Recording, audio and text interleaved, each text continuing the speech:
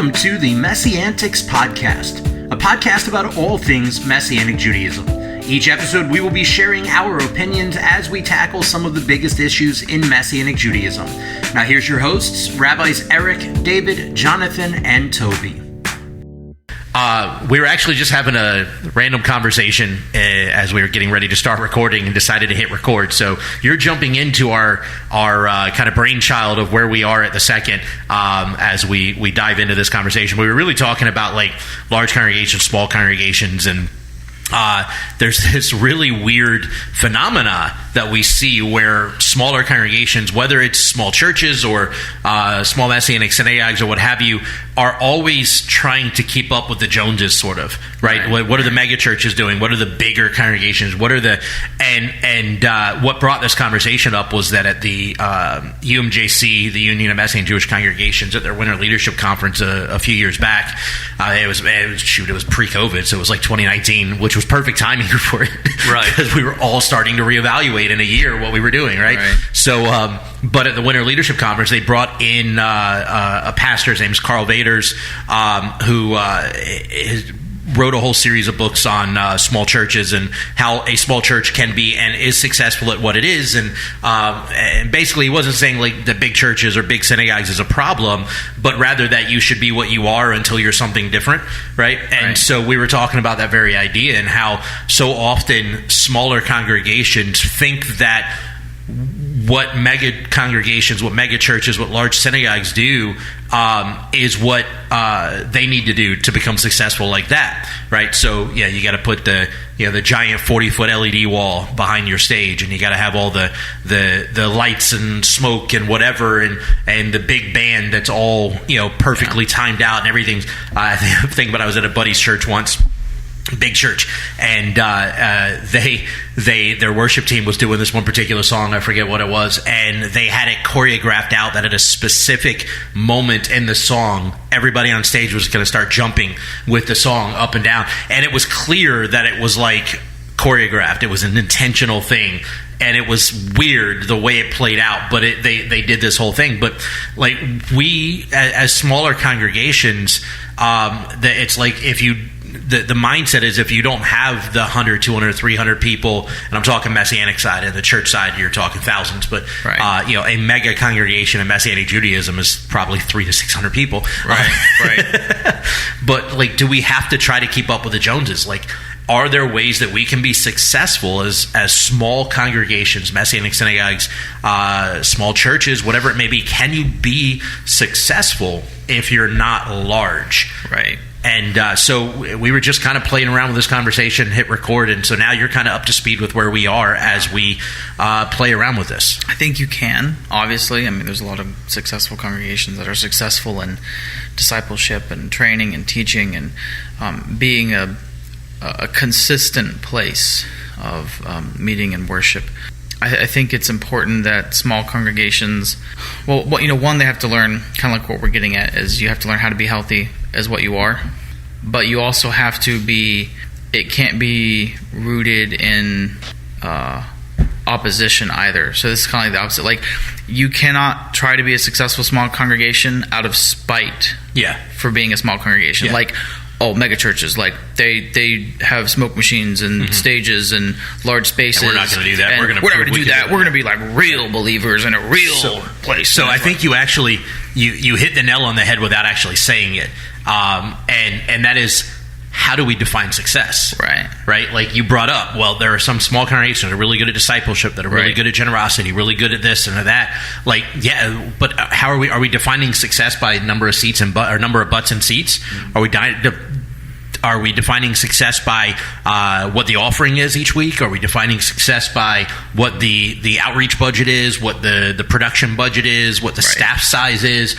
Or are we defining success by what we are doing as individual congregations to meet the call and direction God has given us for our communities? Yeah, I think it's human nature to measure success like that. Yeah. I mean, David kind of asked a question like, so how do we define success? And then he says, is it how many people, how much, the budget and this, that, and the other? And I think it's human nature, not to go like preachy or anything, but I think it's why God says in like Psalm 33, I think it's why God makes a point to say through the psalmist, I mean, God didn't say this, but the psalmist, I believe under the direction of the Holy Spirit in Psalm 33 said, a horse is a false hope for victory.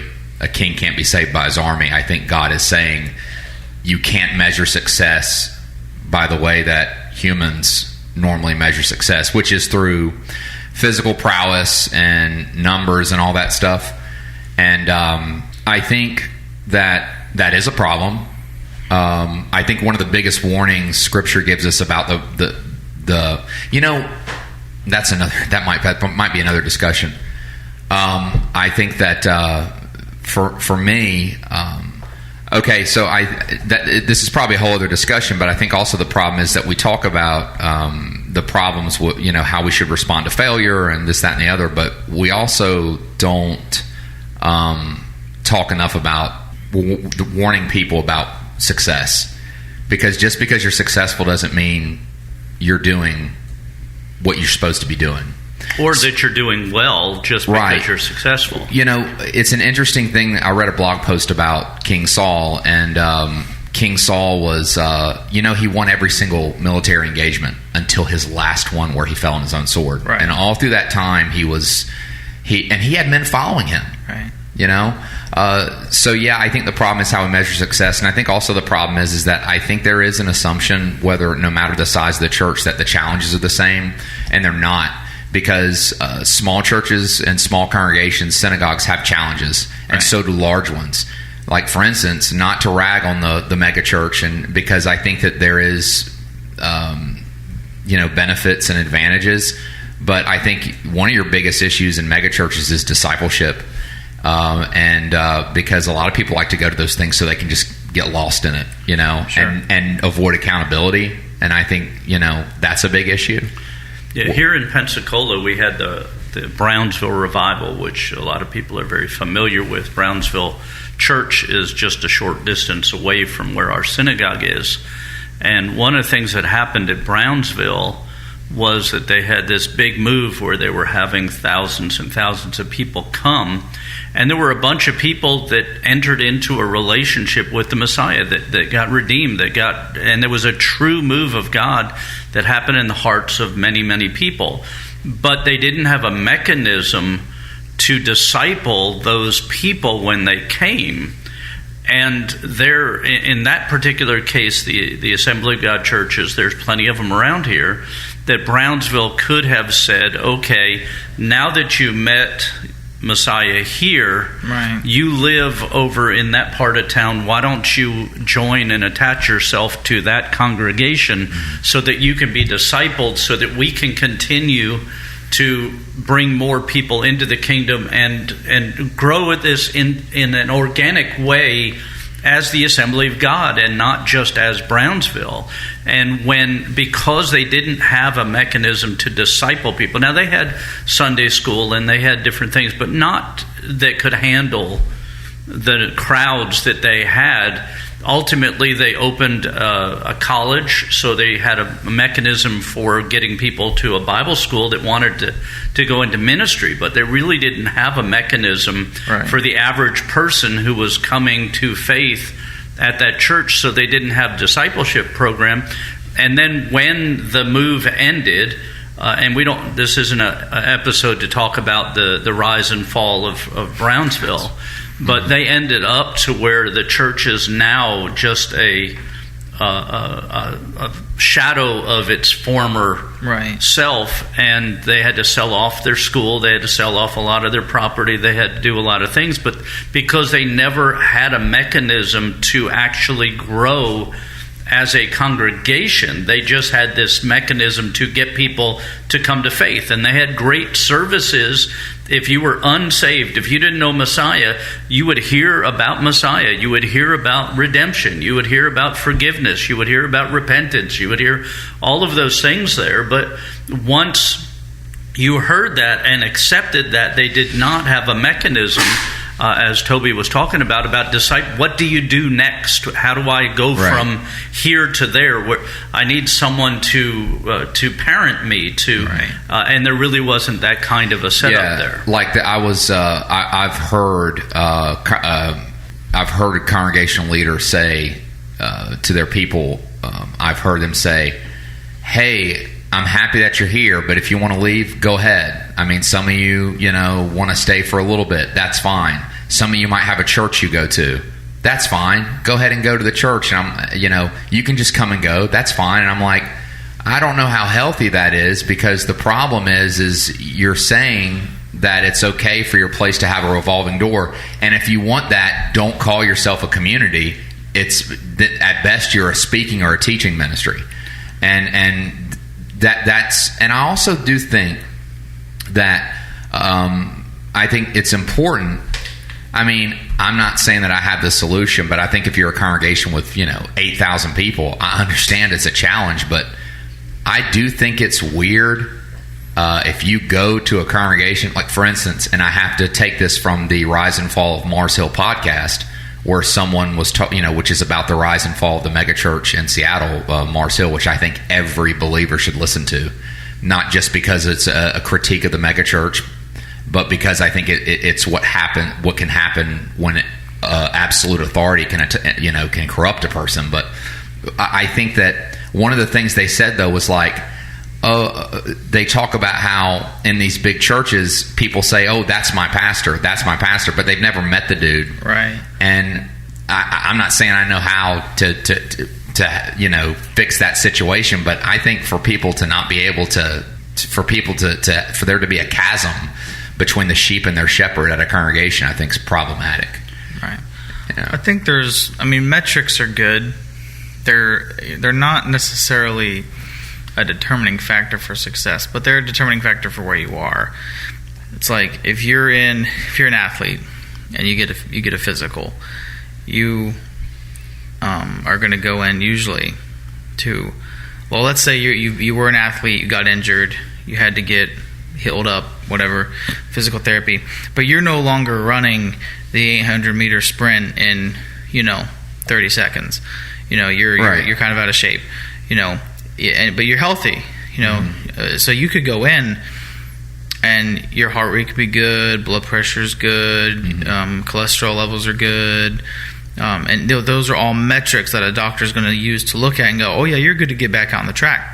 And those all may be good, but you may not be successful in what and if you're a track runner, you may not be, if you're out of shape, and it's not like you're like, fat and unhealthy, obese, right, kind of out of shape, but just like you haven't been running those sprints, you haven't been running 6 miles, 3 times a week. You may not be successful, even though you have all of the conditions to be successful. Right. You have all the metrics in place for there to be success. It's just you actually have to get out and train the right way. Right. Yeah. And I think there's a difference between success and affluence. Affluence as the accumulation of either wealth or things, property, space, people, time, and if we can have all those things, but then if we don't, for example, discipleship. Well, how do you disciple a congregation of 8,000 people? Well, it's not going to be have groups. It's not going to be one pastor. No, so a lot of churches do break down into small groups. Now, what I will say is, I think if you're going to do that, and I don't really know of any Messianic congregations that have had to embrace that concept of having like small groups, like they're big enough to need small groups. I don't know if there's anybody that's had to, but there are a number of congregations that implement them. Okay, yeah, and I like the idea. Yeah, I'm not against that. Right. Yeah, but I also think that if you're going to lead a small group, it shouldn't just be, oh, Joe's been here like 4 years, let's like throw him in the ring. It's like, to lead that, it's like, no, I think they should actually receive at least some of the same training and education and experience that within the Messianic sphere that a Messianic rabbi does. For example, MCS ordains Messianic teachers. I think you should at least have to go through that process and be that way. Again, you're actually looking at those metrics. Okay, we've got a teacher who's healthy. He's got sound doctrine. He's taught. He's had years within the IMCS and the movement. He's proved he's been here. We've seen him. We know him. Put him in charge of that small group there. And I think that the issue is that the best biblical picture we have of what the Messianic community should look like is when we look in the in Paul's letters. And the interesting thing about Paul's letters is that Paul was building congregations and addressing congregational life, I would say, under the umbrella of persecution. I mean, it was not like it is today, where, I mean, I can go out and start a church if I want right now, or start a, you know what I'm saying? Like, a lot of people do that. I mean, you'll see in some cases 4 churches on the same street. I'm not knocking that. I mean, I'm all about spreading the gospel. What I'm saying though is that there's no real map. As far as, well, let me just say, there's the context, the cultural context that we're in today is way different from when they were building congregations in the first century. Right. You know? Well, we just have very different. You know, I mean, mega churches wouldn't really. There was no need.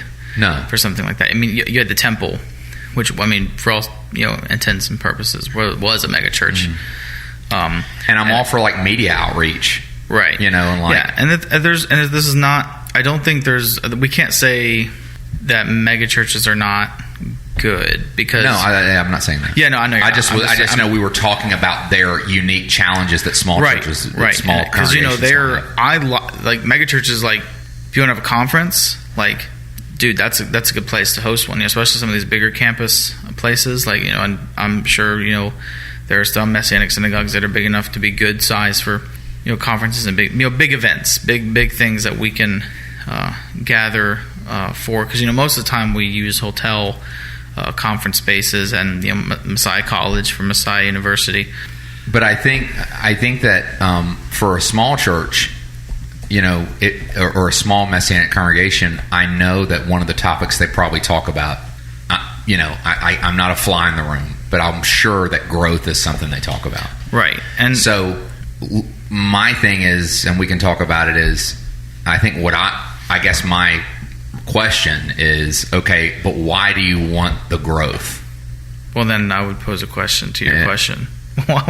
What kind of growth? Because usually it's more people. Usually that's what we usually hear is the example given of what it means to grow is, we had 20 more people come this week. It's like, okay, great, but like that just means 20 more people walked through the door. That doesn't mean you as a community actually grew right in a meaningful way. It just means, or more important, and this is actually something Carl Vaders mentions, more important than that is, if we're talking about how do we define success, well, how do we define growth, right? Growth in a congregational atmosphere shouldn't just be considering new people coming in and plugging into the congregation, because odds are, and especially for Messianic Jewish synagogues, a significant portion of that group of people are transference growth. So it's not kingdom growth, it's not body of Messiah growth, it's people leaving one community and coming to another. I think a better, more healthy approach to factoring what a growth of a congregation actually is. Well, how many people have you led to Messiah this year? How many people have you walked through discipleship this year? How many people have you walked through healing and restoration? How many marriages have experienced healing and restoration? How many children have been restored to their parents? How many? Yeah, when we talk about growth, there's actually two different things. One is numbers. And we increase in numbers by basically 3 ways. One is we have children. So you have Rabbi Jonathan just had a baby last year. A year ago. And so we have group. We have one more human being that attends our congregation. Now, you got to remember, at his age, a year ago still feels like it was a recent memory. So yeah, I'm just glad I remember it. That's all. So, but a brand new baby, that's, it is a human. It is another body. It is somebody there. They count. They have value, but that's not the same as somebody who's like actively a part of the congregation. The second way is by people coming in from other congregations, which, as Rabbi David just said, we have transference. We have people that either from another synagogue or another church, Messianic synagogue or another church, that would come to our congregation and become part of our community. But that's not kingdom growth, that's transference from another community. And then the third one is people that come that aren't believers that get born again and become part of our congregation. Right. Now that's numbers. That's different from growth, which is how do we take those people that, whether they're newborns that just came into the congregation, they're transfers that came into the congregation, or they're new births into the kingdom, right, and actually grow them? How do we establish them as active participants in kingdom life and not just attendants? Because we have a lot of people that come to our communities that are attendants. Right. They're in any congregation, doesn't matter what size, where you have generally 10 to 15% and sometimes 20% of the people do all the stuff. They're the ones that are at the Bible studies, they're at the prayer meetings, they're at the events when you go out to do outreach.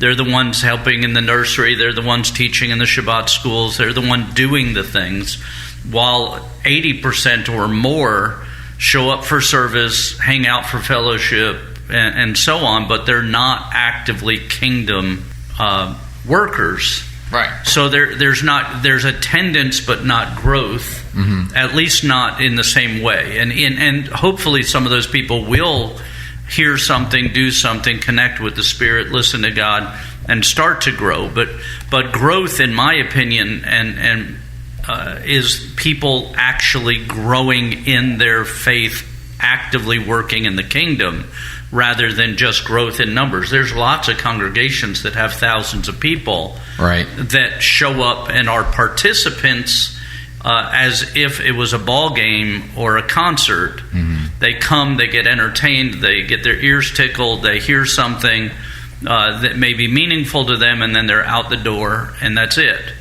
So success, you can have a congregation of 50 that is more successful than a congregation of 1,000 if those 50 people are actually being mentored, being discipled, and are actively working in the kingdom. Right. Where we would look on the outside and say, this one with 1,000 is a successful congregation, this one with 50 is an unsuccessful congregation. When kingdom-wise, the one with 50 is more successful than the one with 1,000. Yeah. And it possibly. It doesn't always mean that big congregations aren't, healthy. Oh, no, I wasn't saying that. I've been to meetings and places and Bible studies of, much smaller gatherings of people that were definitely way more unhealthy and way off skew. So it's not like 100% either way. But you do stand a chance normally of having a healthier, smaller congregation, only because the leaders can pour into more people individually. Yeah, I was going to say, but that also depends on the leader. Yes, because I unfortunately I've seen smaller leaders of smaller congregations that because here's the reality is because we're human, we have the tendency of comparing ourselves to others, right? So, as our congregation, Congregation Maim Chaim in Daphne is 12 years old, actually in 2 Shabbats from now, so not this coming Shabbat, the Shabbat following, is our 12th anniversary. And in 12 years, we've seen a lot of growth and a lot of what I would call success and so on. But we're not at the same place that Bridam in Pensacola is at, almost 30 years? How old is Bridam now? It'd be 30 years in a year and a half. Okay. And, so 2026. At just short of 30 years that Bridam has been in Pensacola, you guys are at an entirely different era in your ministry than we are at CMC, and Bridam has a much larger community with a lot more impact in the greater community around, solely because you've been here longer, you have deeper relationships and deeper ties than we do. And it would be really easy for me to go, we've been at this for a long time, but we're not at the same size you are. We haven't seen the same number of new salvations as you have each year, and we have. But if you look at the size of the differentiation in the congregations, if you were just to compare on an even scale, I would say we're probably relatively close to each other in terms of productivity as a successful congregation. Right. But because the perspective is looking at, well, this one's bigger than that one, right? So we have this habit of comparing, but we're not actually comparing the right factors. Yeah. We're comparing, and because we're constantly on the comparing, a lot of smaller congregations, the leaders of those congregations are actually doing more harm to those congregations than good, because they're constantly in this begrudging mentality. Well, yeah, we've been doing this for 15, 20 years and we haven't grown, and we're not bigger, and we're not this, and we're not that. And well, we don't have the money that they have, and we don't have the staff that they have, and we don't have this that they have, and we don't have the programs and productions that they have. Well, that's true. Maybe you don't. But maybe you're exactly what God wants you to be, at least at this moment, and maybe you should just focus on who you are, and work in that sphere. Yeah, we have to remember things. For instance, the prophet Jeremiah was one of the most successful prophets in the Bible, from what you read, and he's still reaping benefits. I mean, the new covenant prophecy was in Jeremiah, that we read about the new covenant and what's happening. Yet in his entire ministry, he never saw one person come to repentance. And so we would look at him under our metrics today and say Jeremiah was a failure as a leader and as a prophet when he was very successful. Another thing, and Rabbi David kind of alluded to this earlier, is that we look at, like when Brownsville was going on, and I'm sorry I'm bringing Brownsville up again, but when Brownsville was going on, Brownsville had certain things they did. They had certain choruses that they sang in their thing, and they had flags that they had hung up around their building, and then they had flags that they waved during their worship, and they had different things. So pastors would go to Brownsville and they'd say, how did this revival start? Well, let me make notes. Okay, they have worship choruses, and they have flags, and they have dancers, and they have this, and they have that. So they would go back to their congregation and say, I have the keys to revival. We need to have flags and choruses and dancers and this and that. Right. When that's not the key to revival. I've also have friends. I have a friend who has a congregation of about 350 people, which is a good-sized Messianic congregation. A real good-sized who for years used canned music. They didn't have a live worship team, so they used canned music. But there are people that would say you can't grow a congregation with canned music. You have to have a live worship team. Or you can't grow a congregation without your own building to any sizable length. But I know several congregations that have large communities that have rented a building and have no intention of ever buying their own building. They'd rather, then their vision is to invest that money in a different way rather than into buying a building. So we look at things like a successful congregation owns their own building. Well, why is that a metric of success? If there's congregations that are equally as large, equally as effective, equally that rent a building, or those things, a successful congregation has its own worship team, or has multiple rabbis, or has this, or has that, and I'm not against any of those things. We have a live worship team, we have multiple rabbis, we have the things, but that's not a metric of success. Nor should that be our goal. Rabbi David said, his congregation is 11 or 12 years old now. Ours is a little older. He should not look at our congregation and say, if we're going to be at that level, we have to have those things. Sure. Each congregation should have what it has led by God so that they can be successful in what they're doing. And one of the things that David has mentioned Carl Vatter a couple of times, but in his talk he was shared, and I love this example, and I just mentioned it a few minutes ago before we came on, that he said if you compared an IKEA with a Starbucks, IKEA has a huge building, and they're a very successful business. But if Starbucks was to build a coffee shop as big as IKEA, they would fail. And if IKEA tried to build their store in a Starbucks, they would fail. But they're both successful businesses. But the goal of IKEA is to keep you in the store as long as possible. They maze it out so you can't find your way out. Right. And in the middle of the store, they have a little place you can get food because you've been there so long you have to eat so you can find your way out. Where Starbucks' purpose is to get you in and out as soon as possible. So depending on what your vision for your congregation is, a congregation may be all about home groups. Right. So they have meetings, but their large meetings are to get people connected to a home group, right, where they're going to be discipled and trained in that way. There's other congregations that don't use home groups at all, right, that their vision for their congregation is to have the large group fellowship together in some way. Both are successful models. Right. And one is not more successful than the other or more whatever. It's what God leads that congregation to do as long as the teaching is healthy. Right.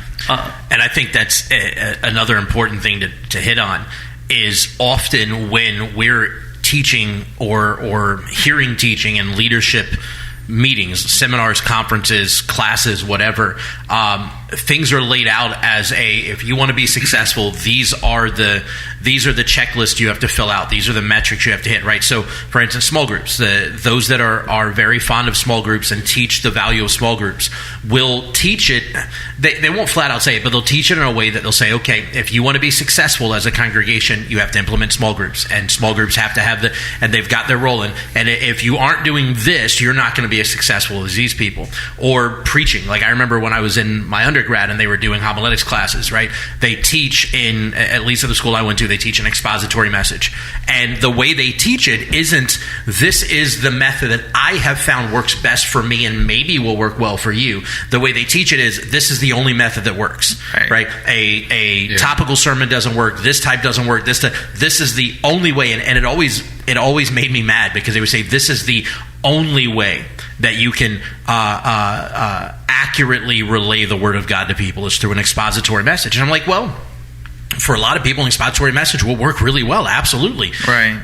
But to say it's the only way is a stretch. To say that this is the only way you can be good at this. And so whether it's a congregation that runs small groups or it's a congregation that has live worship, like my thing at CMC, and Rabbi Toby and I have talked about this a lot since he's been there and we both agree on it, but my thing at CMC since we started is, look, we don't have everything, but what we can do, we're going to do with the most excellence that's available to us, because God is worth our best of what we have, right? Right. He doesn't expect the best of what is available that we can't afford. Right. He expects us to give him the best that we have. And so when for years we did canned music, because that was all we had that we had access to, but we did it as excellent as we could. Right. And we removed as many distractions as we could so that you could focus on that. When we do liturgy, we try to put the most excellence forward we can. When we do our presentation software, like we pay a little bit to have a better presentation software for a better user experience and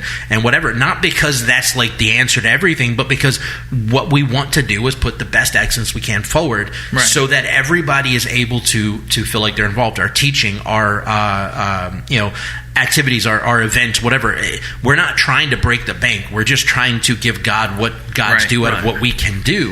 And I think if we approach it that way, with that mentality of what each congregation can honestly do and what the Lord has placed on your heart as the leader or leadership of that congregation, you need to follow what the Lord is leading you in first and foremost. Number two, you don't need to try to keep up with the Joneses. And number three, you don't need to have a begrudging attitude because your congregation isn't where somebody else's is in what you're determining success as. Because what you are doing in that is you are undervaluing the people that you do have. You're undervaluing the work that you have been doing, and you're undervaluing what God has done in your midst. And Yeshua says, if you're not faithful with a little, why am I give you more? Yeah, and you'll always be thinking yourself as a failure if you're comparing yourself to something you can't be. And along with that is that you shouldn't try to be who you're not. In other words, my method and my way of speaking and doing in my messages is my way. If somebody come up to me and said, I want to be successful, I want to teach like you do, speak like you do, tell jokes the way you do, expound the way you do. I want to like mimic your way of doing that. They're never going to be successful at what they're doing because they're not me. And I actually enjoy listening to other people speak who don't do like I do. I want people to be who they were created to be in God. Yeah. And I also want to say, and just going back to, you can't. I think that I agree with Rabbi David. I think that everything we do should be excellent. I made a comment when I gave a message last week about. I said, I talked about synagogues and churches that feel like they have to do certain things to make God more engaging or make Yeshua more engaging or make the gospel more engaging. And what I said was, God is already engaging. Yeshua is already engaging. The gospel is already engaging. We don't need to, add any more as far as to the beauty of what it is. That doesn't mean we just not present something excellent. But what I said was, what are we going to do? We're going to have good graphics. We're going to have this, that, and the other. And that doesn't mean I don't think we should have good graphics. What I was the message I was trying to get across is that you're always going to have those people in a congregation that are going to be fringe in this. And what I mean by that is they might just come because they're punching their time card so they can say that they go to a church or a synagogue. Or they might be going because they just like the speaker. Or they might be going because they think the graphics are cool and they like the music. And you're always going to have those people. Right. And if that's what they're getting out of it, they're going to get what they pay for, and they're going to reap what they sow, But I think that you'll always have that. But I agree. I think we should present excellence. I also want to say, as far as growth goes, I think it's a farce to look at growth as just being more people, because and I think David kind of touched on it when he talked about people that, or I think it was David or maybe it was Eric, that come in that are solely consumers in a congregation. Right. And you can have 1,000 people, but if 800 out of those 1,000 people are just taking, right, and they're not giving, and I know that I think we mentioned this last in either in a forthcoming episode that we've already recorded or not, but we talked about the issue of tithing, which is paltry. The numbers are so bad, and I wouldn't consider it growth if I get 100 people, more people in my congregation, and 80 of them are not tithing. They're just coming and sitting and listening, and I'm not talking about people that don't have the means to tithe, because I've been there. Man, I've been there. Me and my wife went through a whole year where we were living off a credit card, and God's not expecting me to give him money that I don't have. Yeah. But you have plenty of people that are more than capable of tithing, and they come in and they just don't give. They just think, oh, I don't know what they think. Honestly, I can't even make up a fake narrative of what somebody who doesn't give to the place that spiritually feeds them. Right.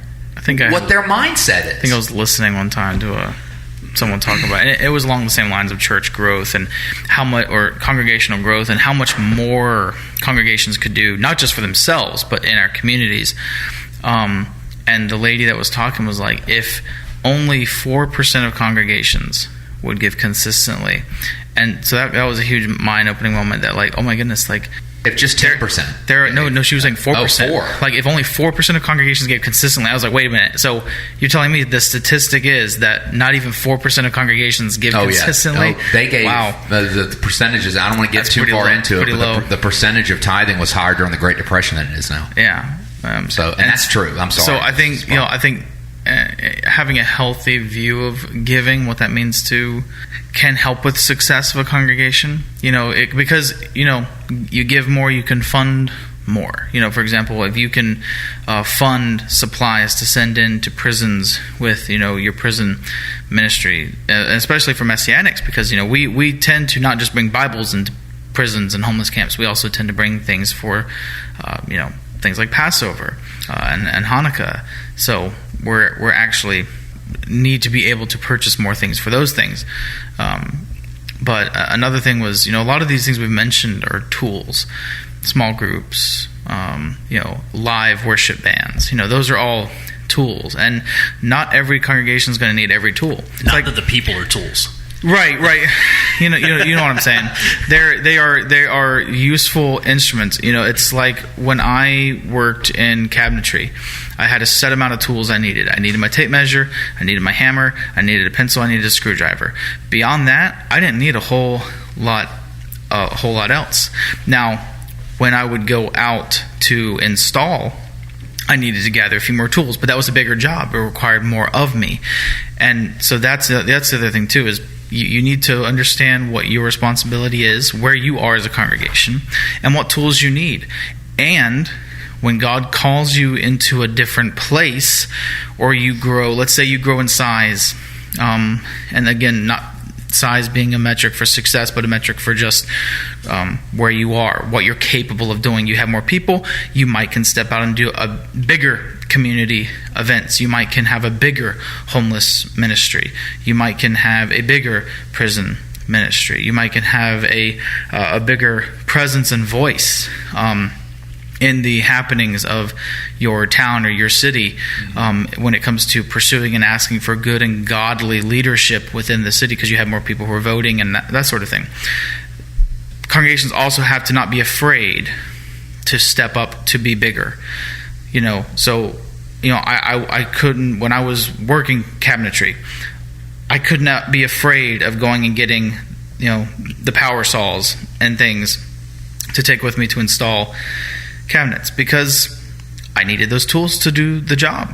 Otherwise, I could try and do it without those things, but it was going to be significantly more difficult. Mm-hmm. And so smaller congregations can't.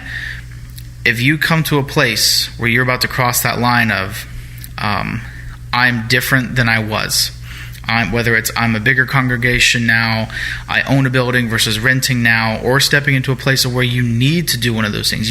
There is no space in your town that can accommodate you by renting, and you have to step out and begin looking to build. And God's giving the opportunity to do that.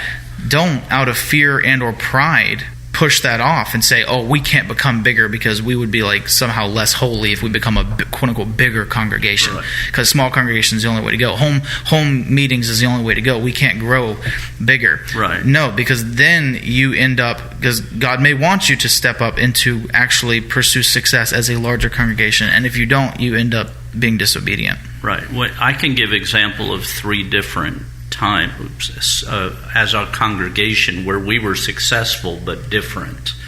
When we first started our congregation, we grew pretty significantly, fairly fast, but most of our people were young college, young marrieds, so we had a lot of energy, right? But we were broke because it was all families starting out. It was all kids in college. It was all, so we had a fairly large community for a Messianic congregation, but we were energetic, and we had people that were going out and sharing the good news and doing all the things that they could do, but we didn't have any funds.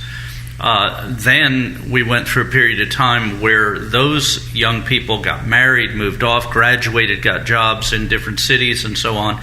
Then during that time, we got a much larger group of seniors. So we had people, most of our congregation then became people that were 50, 70, 80 years old.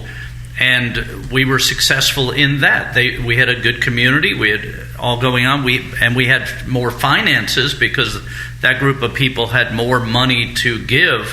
But we didn't have the energy that we had when we were filled with more young people. And so our missions, so to speak, our job, our outreach was different. It was more people going to people's houses and having dinners and doing things that age group did, rather than the thing the younger age group did. And then we shifted again to where we started having a broad group of everything from infants to 100-year-olds. And we were successful there. Now, each of those models is significantly different, and the assets and the asset of energy versus the asset of finances were different. But all 3 were successful for what they were at that time. Right. So I'm going to, since we're talking experiences for our congregation, I'll throw this out too. Our congregation, Congregation Maim Chaim, again, much like Bradam, like what Rabbi Eric was saying, has had some unique experiences that are potentially vastly different than maybe what other congregations have experienced, that in our case have attributed to our success, but maybe aren't the story of success that other people would experience, and they're definitely not the only qualifier we use for whether or not we are being successful. But like I said earlier, our congregation is only 12 years old. On paper, we're super young. But in that time, since we were about a year and a half old as a congregation, we've had our own facilities. Now, for about a year and a half of that period, it was a like storefront warehouse kind of place that we retrofitted and we're using for our space. But we now are, we have our own property, our own building. Not only do we have our own property and our own building, but we have a school that rents from us. We have another church that rents from us, and have been with us. The school's been with us for, like 7-8 years now. The church has been with us for 2 years now. Both have just signed new leases with us, and phenomenal relationship with both of them. In that 12 years, we have a few things that God has done that I have no explanation for the how or why. Like, the fact that we're 12 years old and we have our own building, and within the next 10 years it'll be paid off, hopefully even sooner than that, is mind-blowing, especially when you consider the rest of the Messianic movement, and so few have their own space, much less have it anywhere close to paid off. Then on top of that, we're 12 years old. We have a live worship team, and have for a number of years now. We have, at one point, we had multiple worship leaders, and we're able to rotate around so people weren't getting burned out. We have an assistant rabbi, which unfortunately so many Messianic congregations desperately need but don't have. We have a phenomenal community as a whole, and numbers wise, sure, we're a decent sized congregation. Most Messianic congregations are 40 people or less, and we are about double that, give or take, on average, and what have you. But we've also been successful in watching people come to faith, coming back to faith, finding a deeper walk with the Lord. We've seen tremendous healings, miraculous things occur. We've had some really phenomenal, and we look at that as a total picture and go, okay, for our congregation, this may look different than most Messianics and AIs have experienced, but for us, this is part of where we see us being successful. We see, not because these independently are factors of success, but because we can see God's hand in these different areas. And for us at CMC, the biggest thing in whether or not we're being faithful and successful has more to do with whether we're being faithful in following what God is leading us to do than it does with anything else. Because I truly believe if we are heeding what God is leading us to do, we can't not be successful. Like, you may not grow into a mega congregation, right? But if you're walking faithfully in the direction God has paved before you, you cannot fail. Right. And it doesn't matter if where you're at that moment, the outside world, or even the rest of the body would consider to be a failure. You can't be a failure if you're where God called you to be, doing what God called you to do in the way that God called you to do it. And that's going to be unique to each group. Correct. And one of the things that we've tried to implement in our community is that whenever we felt led to do something new, we didn't try to do it our own and reinvent our own wheel. We went, like when we wanted to go live streaming, we talked to people who were already live streaming and said, okay, how are you doing this? What equipment do you have? And we started doing that. If we want to do some kind of city outreach, we go to organizations that do city outreaches and say, how do you do this? Right. When we started our worship team, we did so, and we put together guidelines for all of these different things that we use as a community that we're now sending to other congregations that are trying to set up those different programs, so they don't have to reinvent the wheel. But they don't have to have all that we have to use those different aspects to build their congregations. Right. So they're not comparing themselves to us. But if you want to have a large Passover Seder, there's no reason you should figure out how to do it all on your own. You go to other congregations that do it and say, how did you do this? And then implement those aspects of how you do it. If you want to have a worship team, what are the guidelines you established for your worship team so that we can have something to work from to establish a healthy worship team? It may not look exactly the same, but it helps to have those things and to not be afraid to reach out to those who have done something so that you can start at a step up the ladder, so to speak, instead of on the ground floor. And then don't expect it to look exactly like the people that did it before you, because you're not them. Right. You know, we've joked for months on end now that some of our best conversations happen before we hit record, and that maybe what we should do is just start hitting record when we first put everything together and see where it goes. And this is the first time that we actually did that. Like we this conversation just kind of naturally spawned while we were sitting here getting stuff set up, and we went, you know what, forget it. Actually, Rabbi Jonathan just reached over and hit the record button. And I think, at least for me, I think it was a really great conversation. Because we talk about it all the time. Yeah. I was like, well, this is good. It was a really great conversation, and I really, truly pray that it's a blessing to many out there, whether you're a large congregation, a small congregation, a fledgling congregation, whatever.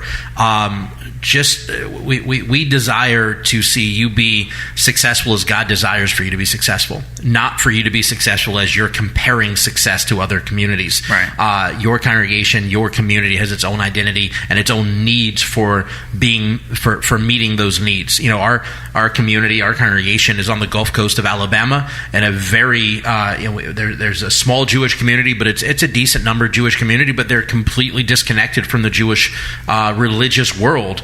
And so we couldn't start an Orthodox leaning synagogue in our area and have any hope of bringing people in to meet Messiah in that avenue.